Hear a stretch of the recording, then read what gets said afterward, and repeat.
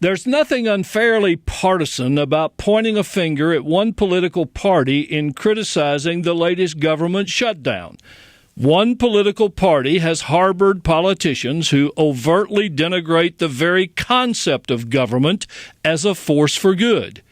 That same party harbors a number of elected leaders who overtly campaigned with promises of shutting down the federal government, attaching those promises to Obamacare, to funding for Planned Parenthood, to the federal budget. Confounding Democrats and mainstream Republicans, a chaotic gaggle of Tea Party legislators is in the process of radically redefining our national politics by doing exactly what they promised to do. Well, you may well ask, how can such a destructive agenda make sense? A number of respected analysts have spoken out in recent days suggesting that the reason it doesn't make sense is that while it's easy to see what's being torn down, it's not yet visible what's being built in its stead.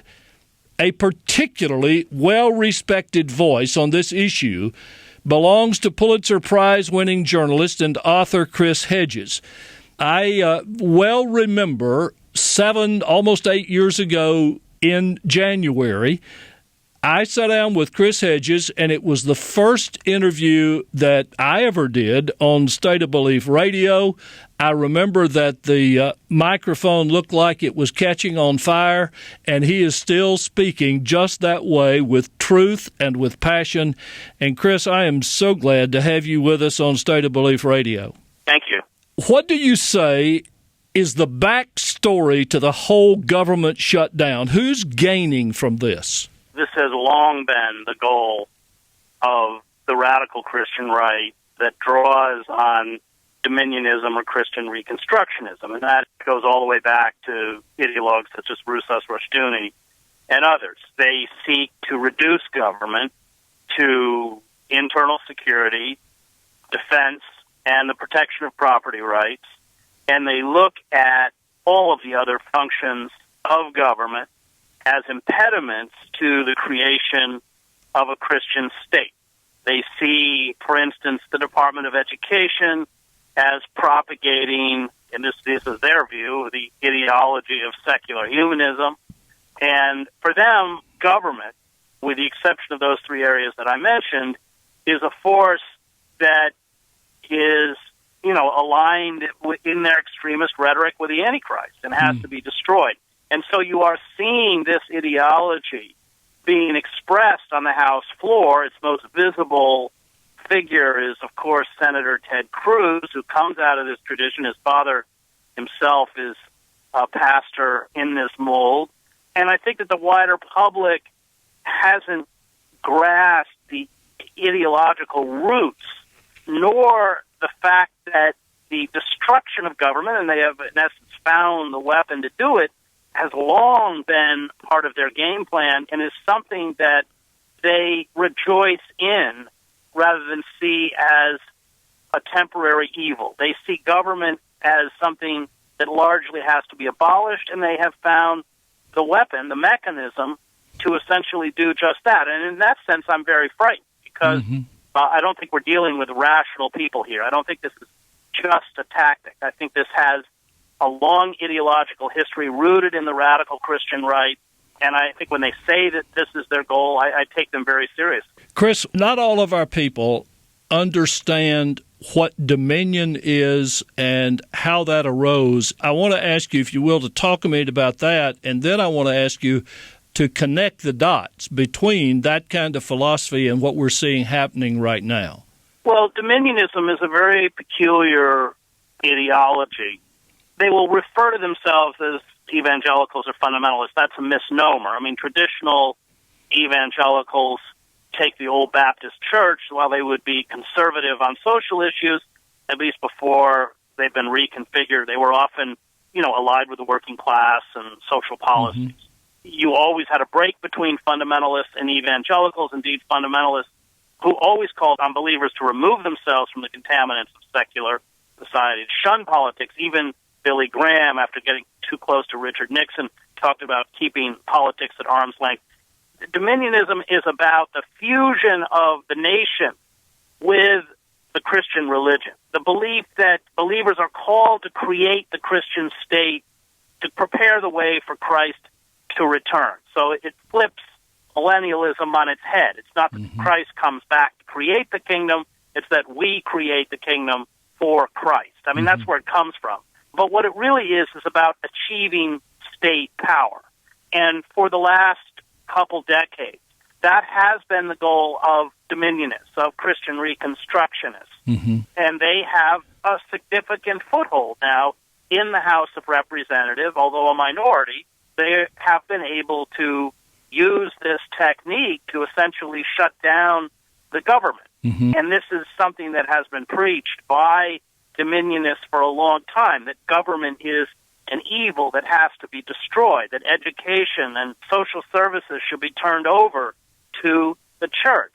They see themselves in an ideological war, and they see the secular institutions within the wider society and within the government as propagating an ideology which is antithetical to their very peculiar version of Christianity. And it's a kind of binary view of the world, black and white, good and evil.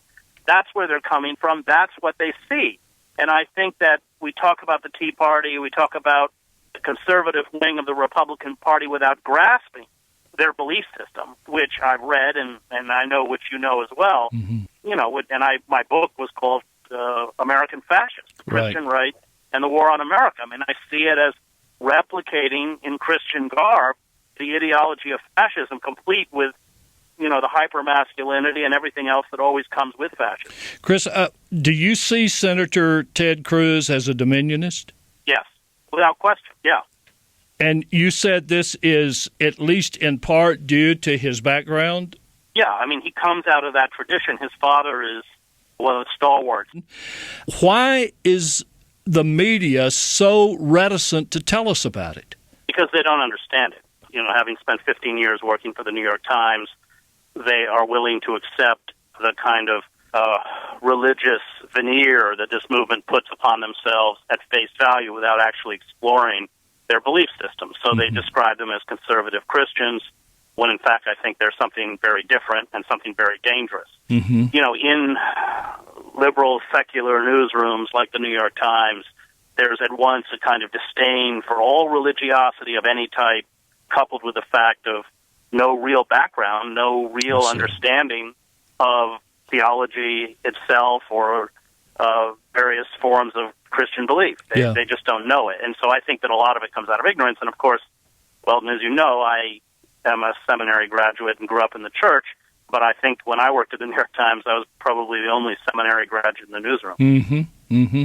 Well, and I can honestly see how someone from a sheer secular perspective would say, surely they're not serious about this. This seems unbelievable. I think that's the biggest mistake people are making, that they're not serious. And I think that the reason that they can write them off is that they don't actually understand their formation and what it is they believe and how they look at the world. And that takes, you know, a lot of investigation and a lot of work, because they speak one way to the wider society and to the public and another way to themselves. And one has to get inside these movements, as I did, and see what they're saying amongst themselves to understand that this deep antipathy to government, to secular society, to liberal democracy even is very, very real. And now, of course, we are seeing its expression. In reading your latest Truth Dig article, I was reminded of a quote from Karl Popper that you included at the beginning of your book, American Fascists. If we are not prepared to defend a tolerant society against the onslaught of the intolerant, then the tolerant will be destroyed and tolerance with them. How do you see that as relating to the situation that we're facing today? I think that quote is very apt. These are people who seek to work within a system only because they have to. Their goal is to destroy the system, and they're doing a pretty good job of it right now. And once they don't have to work within the system, they intend to eradicate all elements within the society that don't conform to their ideology, whether that's the school system, the press, people like us who they would condemn as nominal Christians because we don't embrace their belief system, government departments, from education to labor to everything else, they are quite serious about using every tool at their disposal to reconfigure the society and use all institutions, in essence, as forms of indoctrination. Mm-hmm. What would be the long-term consequences of President Obama giving in to the current extremist demands of the Tea Party? Well, this is a movement that has been burrowing into the political system now for a couple decades. I think it's a movement that would need a crisis in order to actually come to power. That could be a manufactured crisis. They may indeed be able to manufacture the crisis that swells their ranks. But the more that the self-identified liberal mainstream is discredited and rendered impotent, the more persuasive their argument becomes and the more powerful they become, and that's certainly their goal. Mm-hmm. So they're quite willing to slash and burn, to carry out a quite vicious campaign.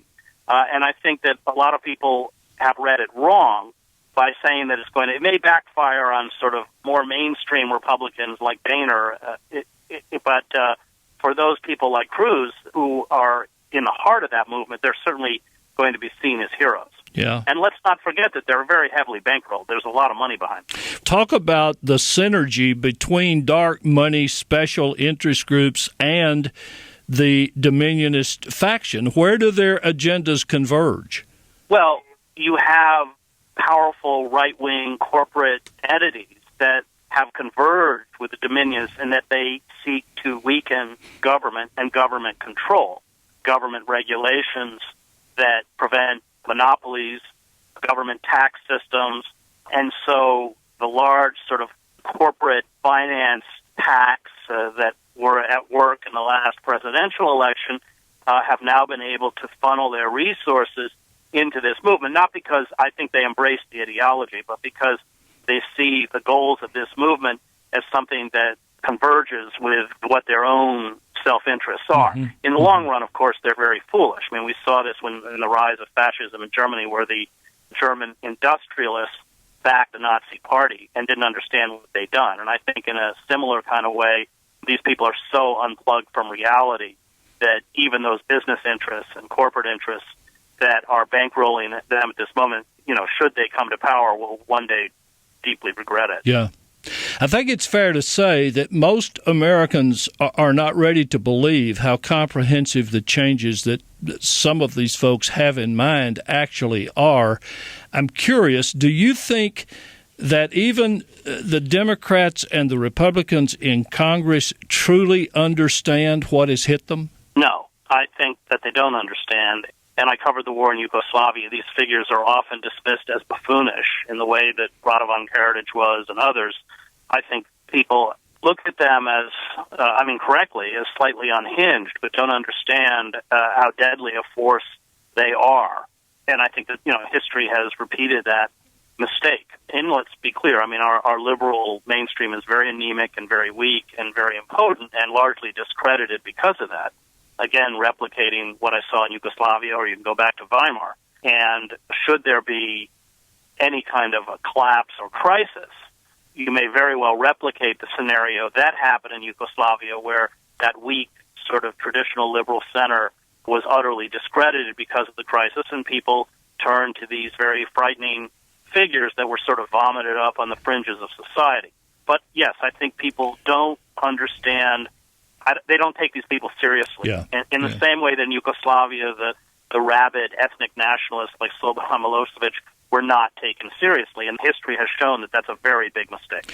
Talking within the context we're talking about right now, if you had a minute to get the president's ear, what would you say to President Obama about what we're talking about?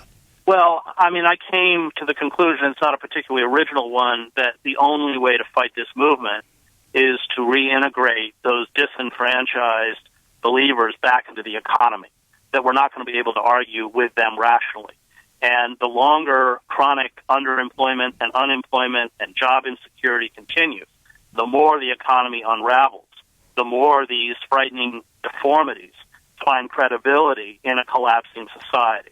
And so we're not going to argue them out of their ideology.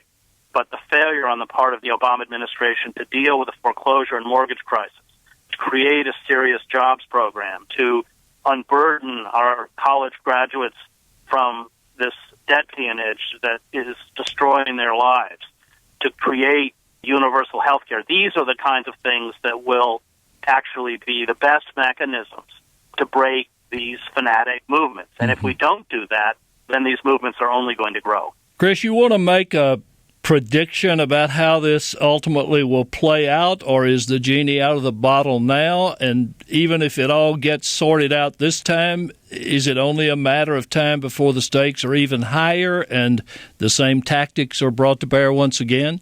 Well, it's clear that if they don't succeed this time, they will try again. But, there's no sign. I'm watching this from a distance. There's no sign that anybody's going to move. They may do something about the debt ceiling, but they paralyzed the government, and they're very happy about it. And at least at this moment, it doesn't look like they intend to concede. Mm-hmm. Chris Hedges is a Pulitzer Prize-winning journalist and author. He's reported from over 50 countries, and his books include American Fascists, The Christian Right, and the War on America, and most recently, Days of Destruction, Days of Revolt. He is a fellow at the Nation Institute. Chris Hedges, this is really frightening stuff, but it's essential for us to look at it honestly and unflinchingly, because the problem, as you just said, is not going away. You do such good work, Chris, and I thank you for it, and I thank you for being with us today on State of Belief Radio.